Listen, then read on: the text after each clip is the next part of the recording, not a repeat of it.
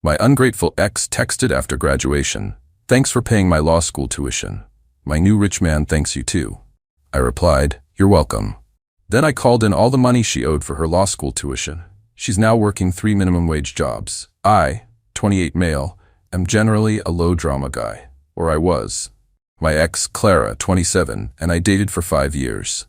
When she got into law school, it was a big deal, but so was the tuition. Her scholarships and family help didn't cover it all. We were serious, marriage, the whole 9 yards, so I stepped up. My engineering job plus freelance coding meant I could cover a significant chunk of her tuition directly. She often referred to these as the funds for my student expenses when asking, so I guess it's fair to think of them that way now. This was never intended as a gift, it was an investment in us.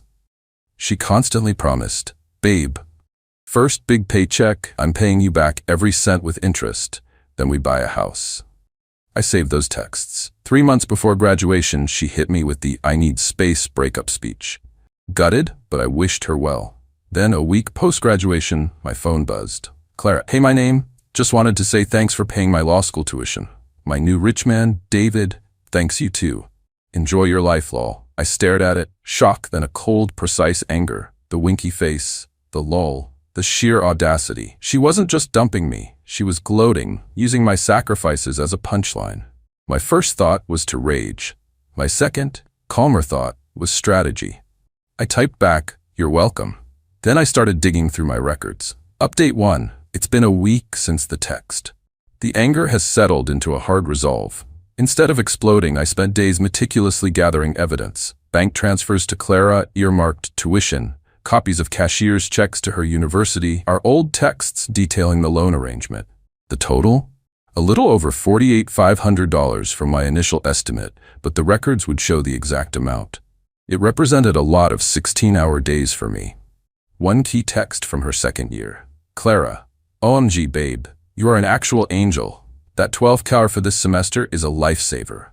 I swear on my future firstborn I'll pay you back every single penny with interest when I'm pulling down 6 figures. Me, happy to help. See. We're a team. Yeah, team." Armed with a folder of proof, I pinned down the exact figure, $48,572.33. Then I drafted an email. Professional, no emotion. Subject, outstanding personal financial agreements for law school tuition. Body, Clara, further to your recent text message, I am writing to formalize the repayment plan for the outstanding personal financial support I provided for your law school tuition and related educational expenses, which we agreed would be repaid. The total amount, as per my meticulously kept records, summary attached, is $48,572.33.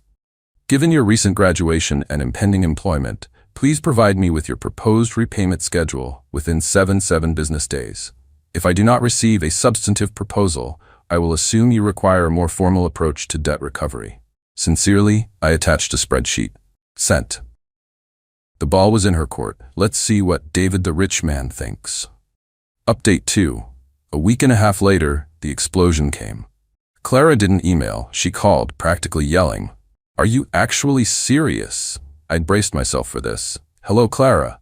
I assume you received my email. That money was a gift. You were my boyfriend. That's what boyfriends do. They support their girlfriends. You never said I had to pay it back." Just as I thought, the rewriting of history was in full swing.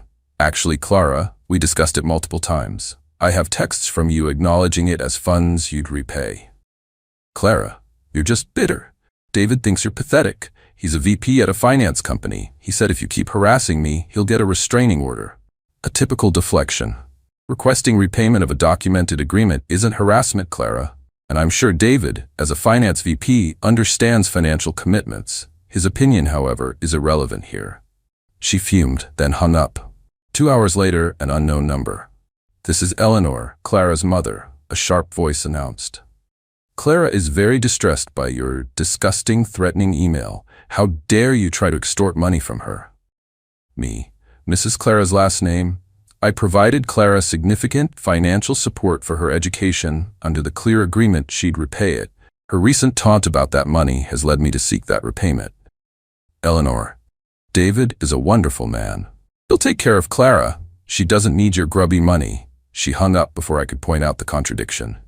It sounded like they were counting heavily on David, perhaps more than he realized. Then DMs from Clara's bestie, Brianna. Wow, my name. Real rotten thing to do. Trying to ruin her life because she upgraded? So sad. David will squash you. The delusion was incredible. Clara then texted, okay, fine. I'll pay you back, but I can only afford like $100 a month. Take it or leave it. Well, $100 a month for nearly $49 over 40 years. No interest. Unbelievable. I emailed back, subject outstanding financial agreements. Body, Clara, $100 per month for a debt of $48,572.33 is not a commercially reasonable offer given your JD and earning potential. I am willing to discuss a fair, structured repayment plan, including reasonable interest. If we cannot agree within 10 business days, I will proceed with formal legal action. This could include a judgment impacting your credit score and potentially your bar admission character and fitness review. I hope we can resolve this amicably. Sincerely. The bar admission part was a little research gem. Financial irresponsibility can be an issue. Let's see if they factored that in. This isn't just about money now, it's the principle. Update 3. The 10 business days passed. No serious plan from Clara. Instead, a letter from Thompson, Klein & Associates, attorneys at law. It was pure bluster, claims baseless, funds were gifts, my actions were harassment and malicious interference, their words, and I should cease communication or face legal action.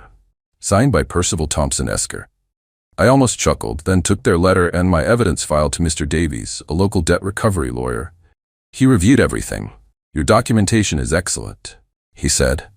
Their letter is mostly noise. Their threat against you is thin. He advised a formal demand letter from me, certified mail. I sent it myself, using his template.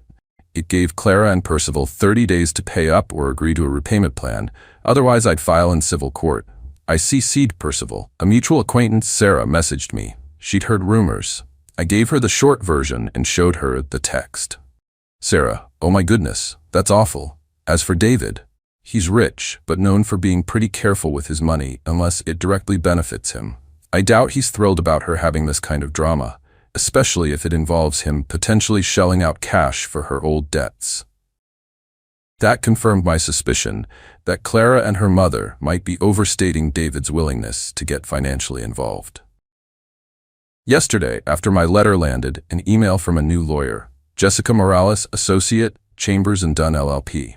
This one was wheedling. Miss Last Name wishes to resolve this amicably, emotional distress impacting her bar exam concentration.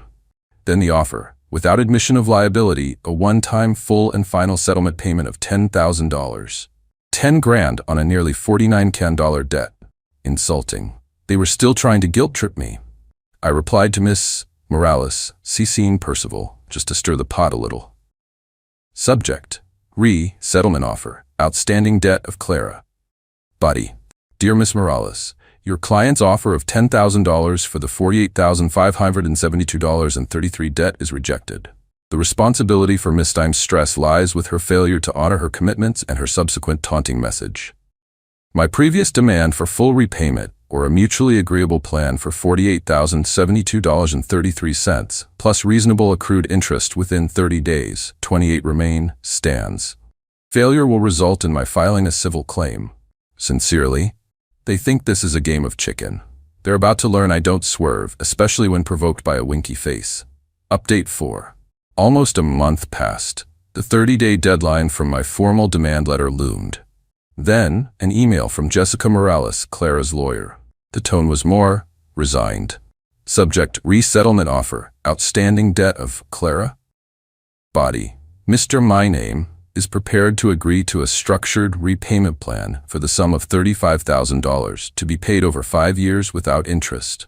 We believe this is a fair and substantial compromise. Please advise if this is acceptable. Regards, Jessica Morales. From it was a gift to 10K, now 35K. Progress, but still short and without interest after she promised it. Bold, and 5 years? Too long. I consulted Mr. Davies. His take: they know their position is weak. You can hold out. It wasn't just about the money. It was about her acknowledging the full debt. I emailed Miss Morales. Subject: revised settlement offer. Outstanding debt of Clara. Body: Dear Miss Morales, the revised offer is still not acceptable. My position is firm.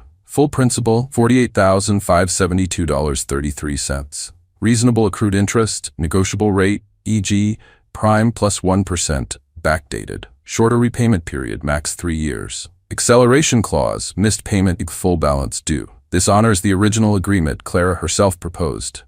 The costs of litigation will be far more burdensome for your client. You have until 5 p.m. my time zone on date 3 business days to accept. Otherwise, I file the civil claim. No further negotiation on principle. Sincerely. The 3 days were silent. I prepped court paperwork with Mr. Davies. At 4:47 p.m. on deadline day, an email, subject acceptance of terms, conditional, body. Mr. My client conditionally accepts your terms, principal. $48,572.33 interest. We propose flat 4% APR, calculated from compromise midpoint date. Repayment period, 36 months. Acceleration clause, agreed. Conditional upon agreement on final interest calculation and settlement document wording. Regards, Jessica Morales. A slow grin, not triumph, but weary. Finally, accountability, satisfaction. The core demands were met. I replied, Miss Morales, the proposed terms are acceptable. Please forward the draft agreement. No courtroom drama, but this was better. She acknowledged the debt. She's going to pay. Sarah, my intel source, reported, Clara passed the bar. The timing of her bar exam stress mentioned earlier by her lawyer was indeed accurate. David, the rich man, was furious about the messy drama and was likely bailing, having made it clear he wouldn't pay. Clara hadn't landed a big law job, was doing low-paid doc review. This settlement meant roughly $1,450 a month for her. After taxes, plus her own actual student loans, rent, she'd struggle. Her mom and Brianna, silent. Final update, the lingering echo of entitlement and moving on. It's been over a year. The settlement agreement, reviewed by Mr. Davies, was signed. Legally binding, $48,572.33 principal, 4% APR, 36 months. That $450 monthly payment. Clara has made every payment. 12 down, 24 to go. Always on the last possible day, but they arrive.